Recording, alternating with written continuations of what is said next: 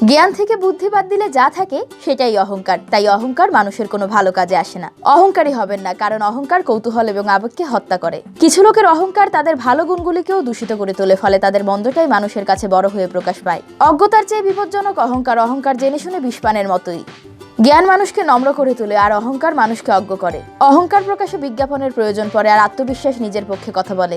অভিমান হলো অহংকারের জননী। অহংকার নিরাপত্তাহীনতার একটি আবরণ। অহংকার বিপর্যয়ের দিকে পরিচালিত করে। কখনো কখনো নিজের মালিক না হওয়াই ভালো। একটি সুখের সংসারে আগুন লাগাতে একজন অহংকারী মহিলাই যথেষ্ট। অহংকার এমন এক আবরণ যা মানুষের সকল মহত্ব আবৃত করে ফেলে। আমি একজন অহংকারীকে যতখানি ঘৃণা করি, একজন দোষীকে ততটা করি না।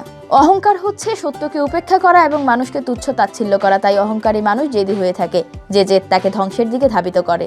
অহংকার জিনিসটা হাতে খোঁড়ার মতো নয়। তাহাকে নিতান্ত অল্প খরচে ও বিনা খোরাকে বেশ মোটা করিয়া পোষা যায়। এটা করোনা ভাইরাসের চেয়েও মারাত্মক। করোনা যেমন মানুষের ফুসফুস নষ্ট করে ফেলে, তেমনি অহংকার পুরো মনুষ্যত্বটাকেই বিনাশ করে ছাড়ে। মানুষের জীবনের যেখানে কোনো নিশ্চয়তা নেই, সেখানে কি নিয়ে এত অহংকার? সবই তো একসময় মিশে যাবে মাটিতে। নিজের বড়ত্ব জাহির করার অর্থই হচ্ছে অহংকার, আর চরিত্রের অহংকার হচ্ছে সবচেয়ে বড় অহংকার। প্রত্যেকটি অহংকারী লোককে দুঃসহ অবস্থার সম্মুখীন হতে হবে, কারণ অহংকারের অবস্থান সকল ভুলের নিচে।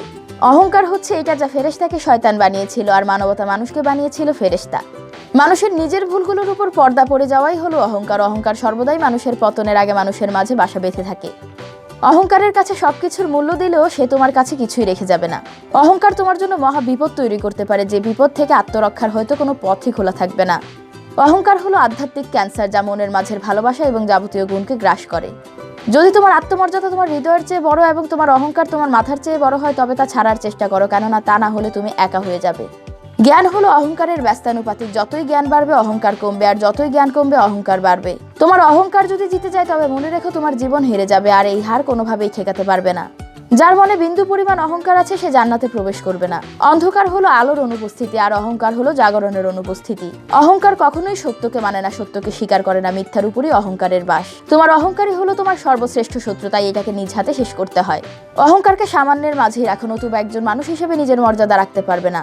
সবসময় স্মরণ রাখবে যে তোমার মাথা তোমার টুপির চেয়ে উপরে নয়, আর মনে রেখো অহংকারের মতো বড় শত্রু নেই। লোভী ও অহংকারী মানুষকে বিধাতা সবচেয়ে বেশি ঘৃণা করেন। বিনয়ী মূর্খ অহংকারী বিদ্যান অপেক্ষা মহত্তর। কোনো কারণ ছাড়াই যে অন্যকে ঘৃণা করে, সে প্রকৃতপক্ষে অহংকারী। একজন অহংকারী মহিলা সংসারের পুরো কাঠামো বিনষ্ট করে দিতে পারে।